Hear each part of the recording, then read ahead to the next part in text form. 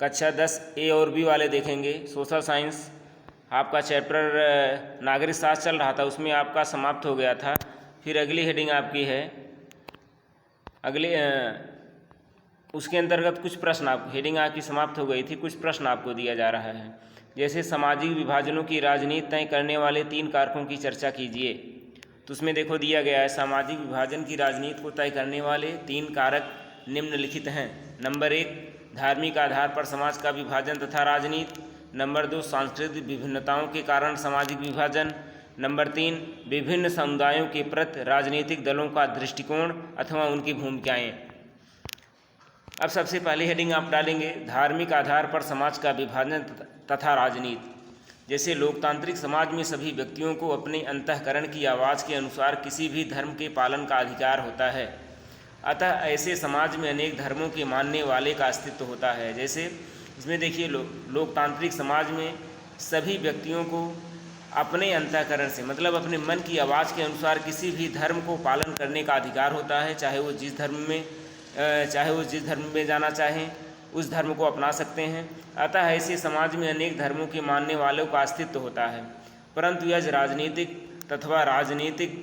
राजनीतिक दल के धर्म के आधार पर समाज का विभाजन कराना चाहते हैं। आजकल की राजनीतिक विभाजन जो होता है वह धर्म के आधार पर, जाति के आधार पर समाज को कई रूपों में बांटने का काम करते हैं, अथवा धर्म के आधार पर अपना वोट बैंक बनाना चाहते हैं। ये हिंदू हैं, मुस्लिम हैं, इस तरह ये ईसाई हैं, ये सिख हैं, इस तरह से समाज को अनेक वर्गों में बांट करके वो अपना एक वोट बैंक बनाना चाहते हैं। तो यह समाज के सौहार्दपूर्ण वातावरण को समाप्त कर देगा। यदि राज्य की संपूर्ण जनता धर्म के नाम पर बढ़ जाती है तो एक धार्मिक समूह अन्य के प्रति घृणा तथा प्रतिद्वंद्विता की भावना रखता है। जैसे किसी भी राज्य में, किसी भी देश में देश की संपूर्ण जनता यदि समाज के विभिन्न वर्गों में बढ़ जाती है तो हमेशा एक वर्ग, एक धर्म दूसरे धर्म के प्रति हीन भावना की दृष्टि से देखता है। राजनीतिक दल प्रायः मतों की प्राप्ति के लिए एक समुदाय के लोगों को दूसरे समुदाय के विरुद्ध भड़काते रहते हैं। अनेक प्रकार की जो पार्टियां होती हैं, अनेक प्रकार के जो राजनीतिक दल होते हैं, वे अपने समुदाय के हित के लिए, अपने वोटों के लाभ के लिए एक समुदाय को दूसरे के विरुद्ध हमेशा भड़काते रहते हैं, उनके विरुद्ध बोलते रहते हैं। उदाहरण के स्थान पर देखो इसमें दिया गया है उत्तरी आयरलैंड में कैथोलिक तथा प्रोटेस्टेंट धर्म के मानने वाले लोग रहते थे। प्रोटेस्टेंट धर्म के मानने वाले लोगों का प्रतिनिधित्व संघीय पार्टियां करती थी, जो संघ का कार्य करती थी, जबकि कैथोलिक का प्रतिनिधित्व राष्ट्रवादी पार्टियां करती थी। संघीय तथा राष्ट्रवादियों के बीच चलने वाले संघर्षों में ब्रिटेन के सुरक्षा बलों सहित सैकड़ों लोग मारे जा चुके हैं। इससे यदि किसी देश में धर्म के आधार पर सामाजिक विभाजन हो तो उसकी राजनीति में अभिव्यक्ति नहीं होने देनी चाहिए। इसके बाद दूसरी हेडिंग आप डालेंगे सांस्कृतिक विभिन्नताओं के कारण सामाजिक विभाजन। समाज में विभिन्न संस्कृतियों का अस्तित्व होता है। समाज में विभिन्न प्रकार की संस्कृतियों के लोग, धर्मावलंबियों के लोग रहते हैं। सांस्कृतिक मान्यताओं तथा परंपराओं के आधार पर संपूर्ण राष्ट्र छोटे छोटे भागों में विभाजित हो जाता है। यदि धर्म के नाम पे, संस्कृत के नाम पे हम पूरे राष्ट्र का बंटवारा करेंगे तो वह राष्ट्र कई भागों में विभक्त हो जाता है, छोटे छोटे भागों में बढ़ जाता है। संस्कृत के आधार पर व्यक्ति अपनी पहचान बना लेता है तथा उसे बनाए भी रखना चाहता है। यदि लोग स्वयं को विशिष्ट तथा दूसरों से अलग मानना प्रारंभ कर देते हैं तो उनके लिए दूसरों के साथ तालमेल बैठाना बहुत कठिन हो जाता है। सही है, यदि लोग स्वयं को विशिष्ट, स्वयं एक को बड़ा एक को छोटा मान करके समाज में चलने का काम करते हैं, राष्ट्र को चलाने का काम करते हैं, तो लोग एक दूसरे से हमेशा लड़ते झगड़ते रहते हैं, उससे तालमेल बैठाना बहुत कठिन हो जाता है। भारत में विभिन्न भाषाओं तथा संस्कृतियों के समूह एक ही राष्ट्र के अंतर्गत शांतिपूर्ण तथा सौहार्दपूर्ण वातावरण में रहते हैं, क्योंकि वे धर्म को पहले भारतीय मानते हैं, फिर किसी प्रदेश, किसी क्षेत्र, किसी भाषा अथवा धार्मिक समुदाय का सदस्य मानते हैं। जैसे भारत में हैं अनेक प्रकार के धर्मों के मानने वाले लोग, अनेक प्रकार की जातियों के लोग रहते हैं, लेकिन जब राष्ट्र की बात आती है तो जब कहीं बाहर जाते हैं तो सबसे पहले अपने देश, फिर उसके बाद सबसे पहले वे अपने देश को मानते हैं, फिर उसके बाद प्रदेश को, फिर क्षेत्र को, फिर भाषा तथा अनेक धार्मिक समुदाय के स्थान पर, जैसे जो जिस धर्म के रहने वाले हों। अब तीसरी हेडिंग है विभिन्न समुदायों के प्रति राजनीतिक दलों का दृष्टिकोण अथवा उनकी भूमिकाएं। जैसे विभिन्न समुदायों के प्रति राजनीतिक दलों का दृष्टिकोण अथवा उनकी भूमिकाएं क्या होती हैं, इसके अंतर्गत आप देखिए। लोकतंत्र में यह बहुत ही महत्वपूर्ण है कि भाषा, धर्म अथवा संस्कृति के आधार पर उत्पन्न समस्याओं के समाधान में राजनीतिक दलों का दृष्टिकोण किस प्रकार का रहता है। जैसे लोकतंत्र में यह बहुत ही महत्वपूर्ण है कि भाषा तथा धर्म तथा संस्कृति के आधार पर अनेक प्रकार की जो समस्याएं राजनीतिक दलों द्वारा समस्याएं उत्पन्न होती हैं, वे राजनीतिक दलों के दृष्टिकोण पर ये आधारित होती हैं को राजनीतिक दल किस आधार पर उनकी समस्याओं का समाधान करते हैं। क्योंकि सामाजिक विभाजन को राजनीति किसी न किसी रूप में प्रभावित करती है।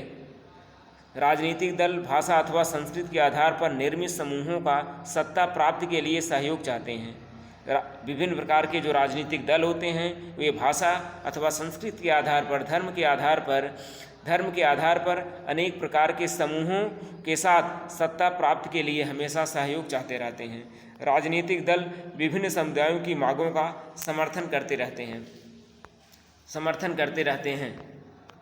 इससे संविधान की सीमाओं के अंतर्गत आने वाले तथा अन्य समुदायों को हानि न पहुंचाने वाली मांगों को शासन द्वारा स्वीकार कराना सामान्यतः आसान हो जाता है। कहने का मतलब है किसी भी समुदाय को, किसी भी धर्म को, किसी भी जात को कोई हानि न पहुंचे, इसके लिए शासन द्वारा उसे स्वीकार कराना आवश्यक होता है। इसी के अंतर्गत अगला प्रश्न आपका है सामाजिक अंतर कब और कैसे सामाजिक विभाजनों का रूप ले लेते हैं। फिर से देखिए प्रश्न, सामाजिक अंतर कब और कैसे सामाजिक विभाजनों का रूप ले लेते हैं। तो आंसर उसका देखेंगे, सामाजिक अंतर निम्नलिखित रूपों में सामाजिक विभाजन का रूप ले लेते हैं। नंबर 1, विद्वानों का मत है कि सामाजिक विभिन्नताएं सामाजिक विभाजन के लिए उत्तरदायी होती हैं। जैसे अनेक प्रकार के विद्वान हैं, अनेक प्रकार के जो विद्वान हैं, अनेक प्रकार के जो लोग हैं, वे अपनी मत के अनुसार ये बताते हैं कि सामाजिक विभाजन के लिए सामाजिक विभिन्नताएं ही उत्तरदायी होती हैं।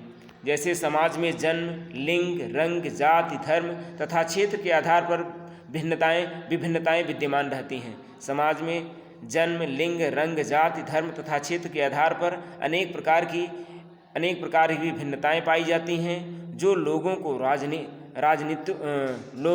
राजनीतिज्ञों, राजनीतिक दलों एवं सरकार की संकीर्ण मानसिकता उसे सामाजिक विभाजन का रूप प्रदान कर देती है। उसमें अनेक प्रकार के जो लोग होते हैं, राजनीतिक दल के जो लोग होते हैं, और कुछ ऐसी सरकारें होती हैं जो एक वर्ग को लेकर के चलने का काम करती हैं। इससे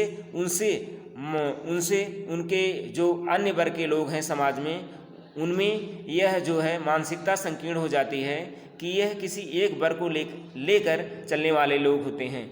इससे उनका क्या होता है, विद्रोह चालू हो जाता है। दक्षिण अफ्रीका में समाज अल्पसंख्यक श्वेत तथा बहुसंख्यक अश्वेत कालों में विभाजित था। गोरे लोग स्वाभाविक रूप से काले लोगों से घृणा करते थे और काले लोग गोरे लोगों से घृणा करते थे। वहाँ की सरकार ने भी श्वेत लोगों को प्रोत्साहित किया, क्योंकि यह सरकार भी जाति विभेद तथा रंगभेद की नीति का अनुसरण करती थी।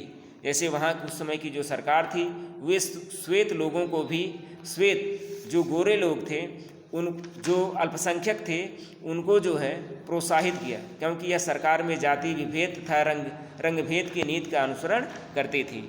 नंबर 2 है, यदि समाज में विद्यमान सामाजिक विभिन्नताएं दूसरे अनेक विभिन्नताओं से अधिक महत्वपूर्ण हो जाती हैं तो स्थिति और भी गंभीर हो जाती है। समाज में विभिन्न प्रकार की सामाजिक विभिन्नताएं होती हैं, दूसरी विभिन्नताओं से अधिक महत्वपूर्ण हो जाती हैं, क्योंकि स्थिति और भी गंभीर हो जाती है। अमेरिका में नेग्रो तथा गोरे लोगों के बीच काफ़ी समय तक गृह युद्ध चला। इस सामाजिक अंतर ने समाज में विभाजन की नींव डाली। इससे समाज 2 वर्गों में विभक्त हो गया। नंबर 3, भारत में भी जात के आधार पर सामाजिक अंतर देखने को मिलता है। अतः जात के आधार पर समाज का सवर्ण जाति, सामान्य जाति, अन्य पिछड़ी जातियाँ, अनुसूचित जातियाँ तथा अनुसूचित जनजातियों में विभाजन की स्थिति उत्पन्न हो गई है। इस समय समाज अनेक वर्गों में विभक्त हो गया है, जैसे सामान्य जाति के लोग, पिछड़ी जाति के लोग तथा अनुसूचित जनजातियाँ उत्पन्न हो गई हैं। कमज़ोर वर्ग आमतौर पर गरीब तथा भूमिहीन हैं, अतः उन्हें भेदभाव तथा अन्याय का शिकार होना पड़ता है। अगला नंबर है, यह भी देखा गया है कि अनेक बार सामाजिक विभाजनों की खाई इतनी अधिक चौड़ी हो जाती है कि उसे लोकतांत्रिक तरीकों से पाटना अत्यंत कठिन हो जाता है। एक समूह द्वारा दूसरे समूह का उत्पीड़न तथा शोषण किया जाता है। इस अन्याय के विरुद्ध किए जाने वाले संघर्ष में हिंसा का भी सहारा लिया जाता है। यह आंदोलन शासन के विरुद्ध भी खड़ा हो जाता है। कहने का मतलब है, जब एक समूह दूसरे समूह का उत्पीड़न तथा शोषण करता है तो दूसरा वर्ग उनके विरुद्ध संघर्ष करने पर उतारू हो जाता है। इससे एक आंदोलन का रूप धारण कर लेते हैं। अगला नंबर, कोई भी राष्ट्र चाहे उसका आकार छोटा हो अथवा बड़ा हो, सभी में सामाजिक विभिन्नताएं विद्यमान रहती हैं। जैसे कोई भी राष्ट्र हो, चाहे बड़ा हो चाहे छोटा हो, सब में अंतर पाया जाता है। सब में सामाजिक भिन्नताएं पाई जाती हैं जो सामाजिक विभाजन को जन्म देती हैं। भारत बड़ा राष्ट्र है जबकि बेल्जियम छोटा राष्ट्र है। इन दोनों राष्ट्रों में भी विभिन्न समुदायों के लोग निवास करते हैं।